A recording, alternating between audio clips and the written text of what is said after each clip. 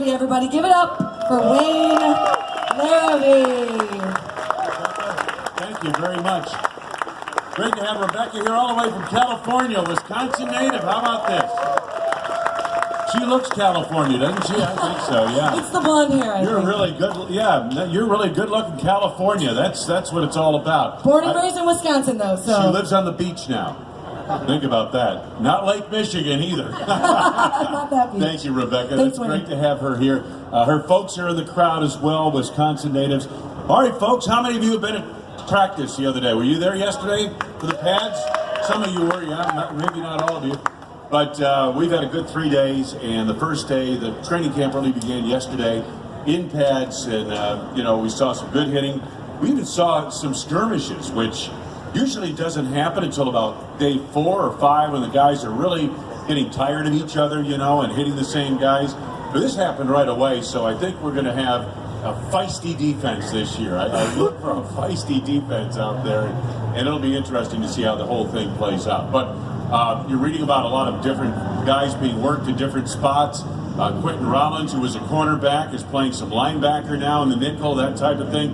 You're going to see a lot of people play in and out of different spots. The coaches use this time as kind of lab time. This is where they're taking all their different people, all their different personnel, and figuring out, okay, hey, can this guy play a little linebacker in nickel, or do we have to keep him at corner? Is this guy a slot, or is he a corner? Can this safety move into the box, that type of thing? So a lot of that is going on in the practice field, and quite frankly, it just is way over my head. I just say to myself, okay, when the games come, we'll see where they line up, because it might be different from what we're seeing on the practice field. But at any rate, great to have you all here for this morning. There's no practice today. Practice resumes tomorrow, and we've got a great Packers experience, all kinds of things for you to do. And we know that some of you are out there on the campus here watching on the big screen TVs. So without further ado, I want to get to our guests. We have two great Packers from the 1980s. The number one offense in the history of the Green Bay Packers for a long time, until 2011, that Aaron Rodgers 15-1 offense that set all the records. The offense before that was the number one offense in Green Bay Packers history, was 1983. Quarterbacked by Lynn Dickey, tight end Paul Kaufman, James Lofton, John Jefferson, Eddie Lee Ivory was the running back. It was a great offense, the best in Packers history. Let's welcome two stalwarts of that offense. Quarterback Lynn Dickey, tight end Paul Kaufman. There he is, Paul Kaufman. How you doing, guys? Have a seat, pull up a chair right there. Wildcat, all right. Two Kansas State Wildcats, how about that, huh? Who would have thunk that the greatest offense in the history of the Green Bay Packers up until 2011 would be engineered, but quarterbacked by Kansas State, and it passes downfield to a tight end from Kansas State, Lynn? That's amazing when you think about it. I had no idea that number stood up for all that those long. years. Oh, yeah. With Brett Favre and his career, you would have thought that would have gone by the wayside, but that's pretty amazing. It is amazing, isn't it? Yeah. It was a lot of fun. Like you mentioned, we had a lot of weapons. Gary Ellis, Eddie Lee, JJ, myself, James, and Philip Epps, who's a little speedster on the outside. Yes, he was, yeah. It was a lot of fun. Let me ask you something, Paul, because, really, you set the trend for tight ends in the Green Bay offense. You know what I mean? You were a tight end. It wasn't just inline blocking, but you were getting downfield. You were making plays downfield. Was this something that Bob Schnelker, your offensive coordinator, designed and came up with, or to fit your talents? I don't know if I'd really say downfield for me. I was one of those guys that wasn't really a deep guy. We had JJ, we had James, to stretch the field. I'd work in and out of the linebackers. But Bob Schnelker, our offensive coordinator, he played tight end in the NFL and really appreciated the position and what we could do, especially inside the 20-yard line. In the scoring zone. We didn't have fantasy football back then, but I scored 11 touchdowns one year, and I probably would have been somebody's number one draft choice as far as fantasy football went. Okay.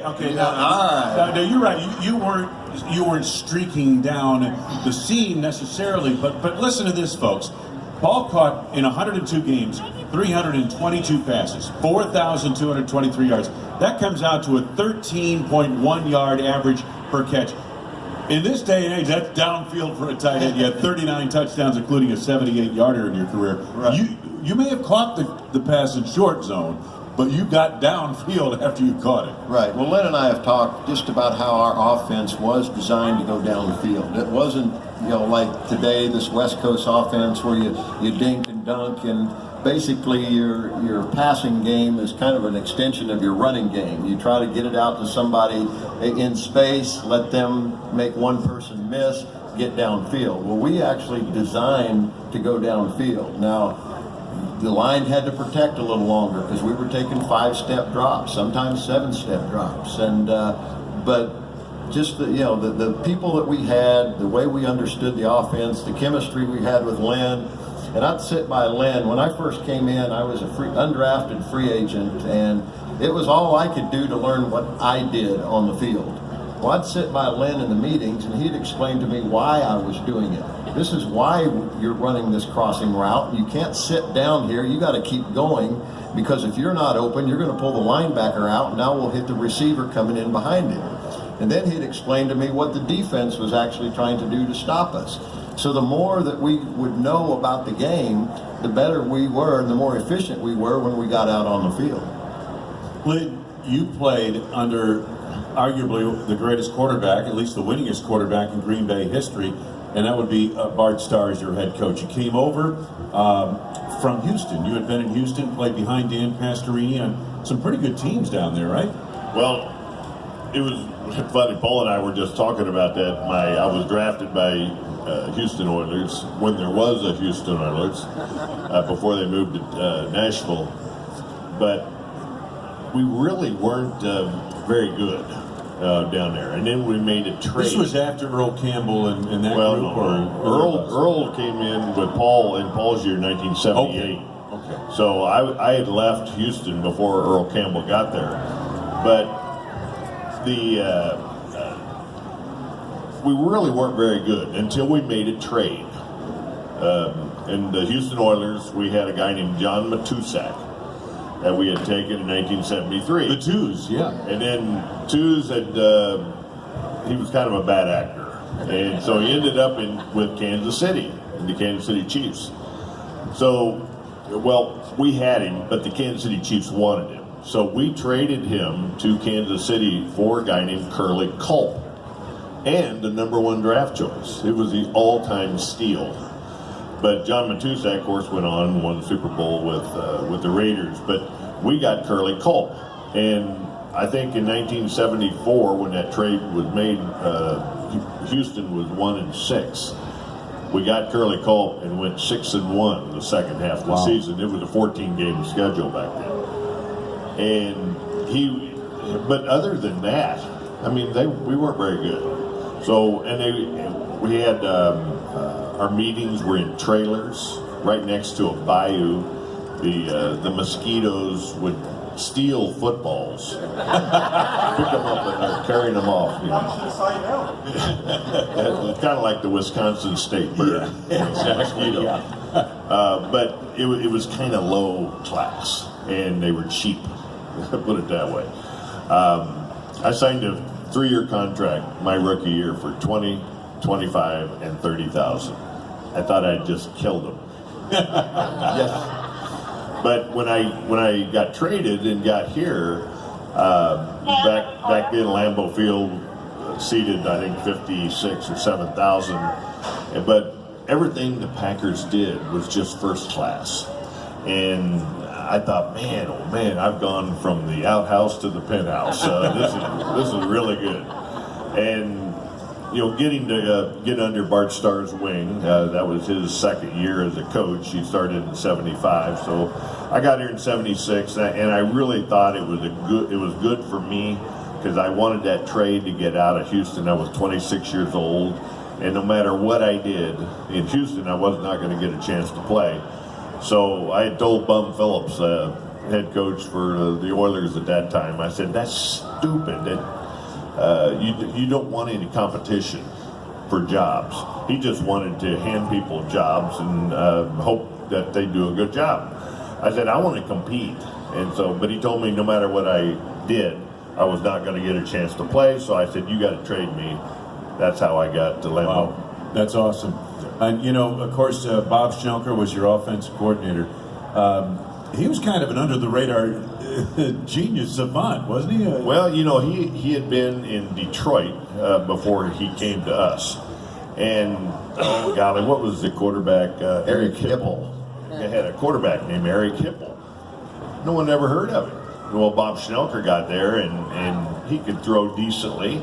He didn't have a great arm, but Bob had a way of looking at the talent that a team had and making it and putting it together and making it into something. And Bob was not a real warm fuzzy guy. He was very matter of factly about everything, and if you made a mental error, he took you out there in a second. He didn't. Everyone makes a physical error and gets beat physically now and then, but Bob did not have any sense of humor for mental errors. And when he would put our offense together, you know, Paul talking about him averaging 13 yards. I don't know what year it was that Jake Lofton averaged like 22 yards per catch. But if I played in the system that they do now, if I didn't complete at the end of the year, if I wasn't over 70%, I would have been very upset. Yeah. The quick rhythm passing game, Paul, is an extension of the running game. And it's like playing catch sometimes. You know, you got to read blitzes and stuff, but you're only taking 3 steps and boom, throwing it to somebody. So I would have loved to play in the concept of what they do now.